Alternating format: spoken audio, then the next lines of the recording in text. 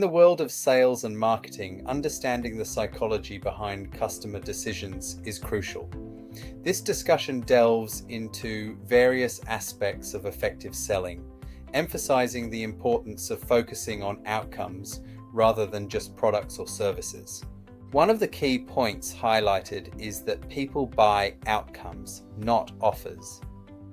Customers aren't necessarily interested in the specific features of a product or service. They're more concerned with how it will improve their lives. For example, when selling a CRM system, the real value isn't in the software itself, but in the time, freedom, and business growth it can provide.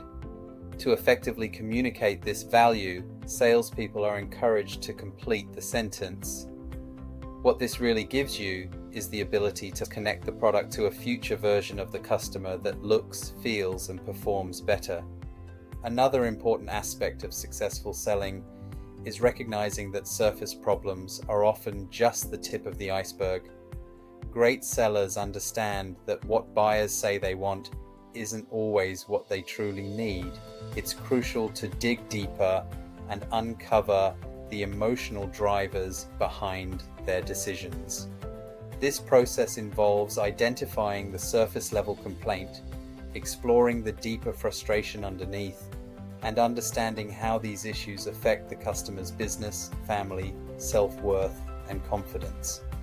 By thinking like a personal trainer or doctor, salespeople can diagnose the real problem and offer the right solution.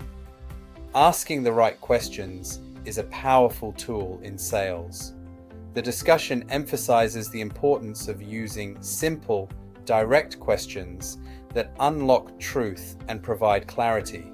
Some examples include, what's the real cost of staying where you are?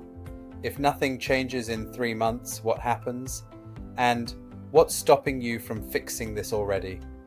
These questions aren't meant to pressure the customer, but to help them gain clarity on their situation, which ultimately aids in the decision-making process.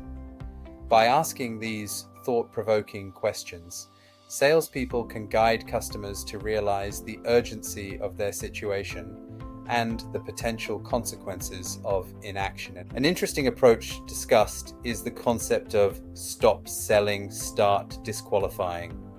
This strategy involves confidently telling potential customers who the product or service isn't for, which can actually increase conversion rates. By using an anti-pitch frame, salespeople can build magnetic authority and attract the right customers. For instance, they might say, "Here's who this isn't for, insert red flags. If that's you, it's better you know now." This approach makes customers feel they're choosing the product rather than being pursued. It also demonstrates confidence in the product or service and helps to establish trust with potential buyers. The discussion also touches on the importance of controlling the frame, not the person. Effective sellers don't try to dominate the buyer. Instead, they guide the context of the conversation. This involves setting expectations, guiding tempo, and anchoring value.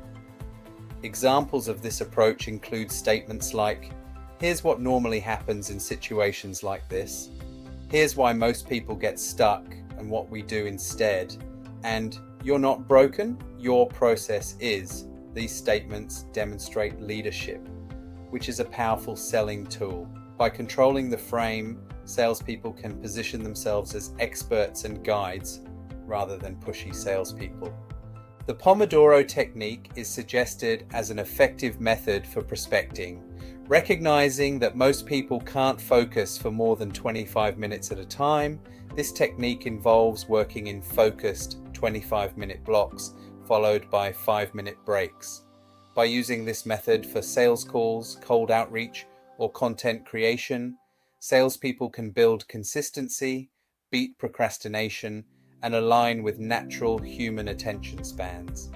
This approach can significantly increase productivity and effectiveness in sales activities. For example, by dedicating 4 Pomodoro sessions, 25 minutes each, to prospecting every day for 5 days a week, a salesperson can create over 8 hours of deep, focused, prospecting time weekly. At its core, sales is described as structured empathy. This concept boils down to understanding the customer's problem, demonstrating that you've seen it before, and explaining how to fix it. The key is to show empathy, provide proof, and offer clarity. It's important to remember that the product or service is a bridge, and the focus should be on showing the customer the view on the other side, not just the technical details. This approach helps build trust and rapport with customers, making them more likely to see the salesperson as a partner in solving their problems, rather than just someone trying to make a sale. Reframing the conversation is another valuable skill in sales. When a customer expresses a need, the salesperson should respond by upgrading their goal to something more emotionally resonant. For example, if a customer says they need more visibility, the salesperson might respond, "So it sounds like the real goal is consistent inbound leads without burning your team out, right?" This approach shows active listening and helps the customer connect emotionally with their true goal. By reframing the conversation, salespeople can help customers see the bigger picture and understand the full value of the solution being offered. The discussion emphasizes that salespeople aren't just selling time or services, they're selling leverage. Customers often want to remove tasks rather than add them, and they seek confidence in their next steps. Effective salespeople speak to these desires, focusing on how their product or service can provide acceleration, clarity, and peace of mind. For instance, instead of simply selling a marketing service, a salesperson might emphasize how the service will free up the customer's time, allowing them to focus on core business activities while still achieving their marketing goals. When it comes to closing a sale, the discussion suggests that it should be a natural next step if everything before it was done correctly. The process involves recapping what the customer has said, restating the problem, painting the outcome, and simply asking, "Does this feel like the right move for you?" If the salesperson has done their job well, the customer will either agree or provide valuable feedback on what's missing. This approach to closing feels less like a hard sell and more like a logical conclusion to the conversation, making it more comfortable for both the salesperson and the customer. The discussion provides a simple, one-sentence summary of an effective sales system. Diagnose, summarize, recommend, confirm fit, invite, decision. This straightforward approach, when applied consistently and with warmth, clarity, and confidence, can lead to successful sales outcomes. The key is to show up every day, even when not in the mood, as the compound interest of attention outweighs any particular sales hack or script. To further illustrate these concepts, let's consider a practical example. Imagine a salesperson selling a productivity software to a small business owner. Instead of focusing on the features of the software, the salesperson might start by asking questions to understand the business owner's challenges. They might discover that the owner is struggling to manage their team's tasks and often feels overwhelmed. The salesperson could then reframe the conversation. "It sounds like what you're really looking for is a way to streamline your team's workflow, reduce your stress, and free up more of your time to focus on growing the business. Is that right?" This shows empathy and connects the product to the desired outcome. Next, the salesperson might use the anti-pitch frame. Just to be clear, this software isn't for everyone. If you're looking for a quick fix or aren't willing to invest a little time in setting up efficient processes, it might not be the right fit. But if you're committed to transforming how your team works and achieving long-term productivity gains, I think you'll find this incredibly valuable. Throughout the conversation, the salesperson would control the frame by providing context. Many business owners in your position find that without a system like this, they end up working longer hours, and feeling more stressed as their business grows. But with the right tools, you can actually scale more easily and enjoy the process.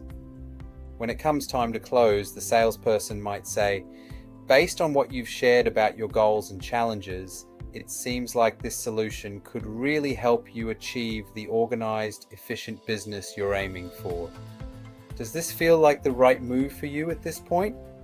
This approach demonstrates many of the key principles discussed, focusing on outcomes, digging deeper than surface problems, asking powerful questions, disqualifying unsuitable prospects, controlling the frame, showing empathy, and closing without pressure.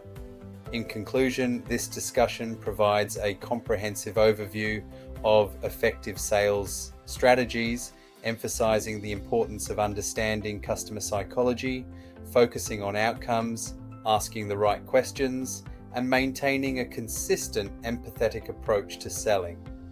By implementing these techniques, salespeople can build stronger connections with their customers and achieve better results. The key is to remember that sales is not about pushing products, but about understanding and solving customer problems. By adopting this mindset and applying these strategies consistently, salespeople can transform their approach and significantly improve their effectiveness.